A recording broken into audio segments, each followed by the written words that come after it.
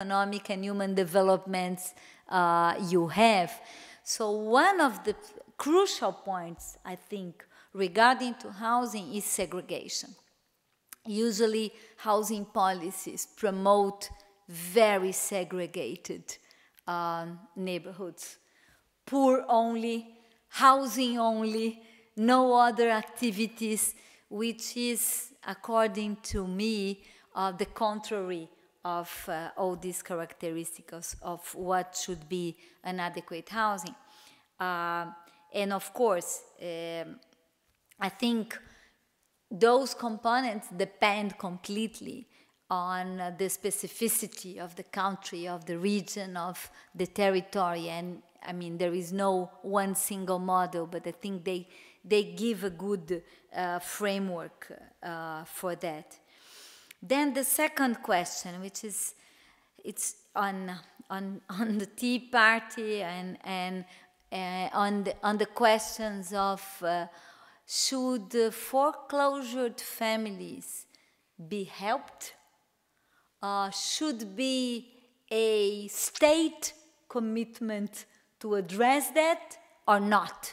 It's a matter of individuals, and state has nothing to do with that.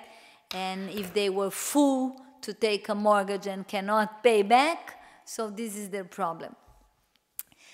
This argument is very cynic. Why?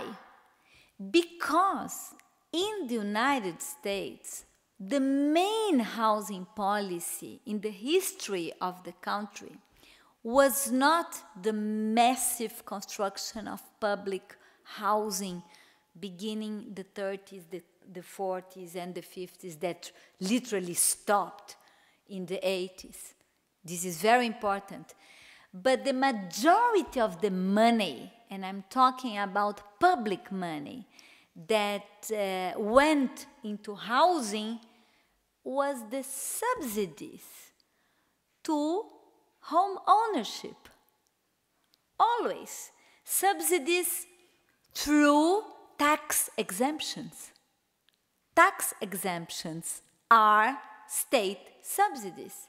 And I can tell you that the US government over the history has spent 100 times more on tax exemptions for luxury suburban homes than with public housing or helping people that really need support to housing.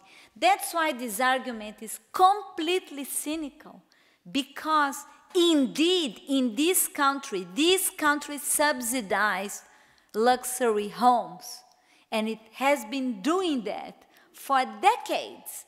So the argument on foreclosure for me, I mean, it's absolutely meaningless, because that's exactly what has been done here. And this is where the big money goes. It's not to HUD. It's to the financial system of promoting home ownership. What I would like to do, actually, is now to invite some commentary or questions from the audience. There are two microphones here, one there and one there. Maybe we can get a few kind of questions, responses from the floor, and then we'll come back to these in due course. So anybody would like to jump in and say some things?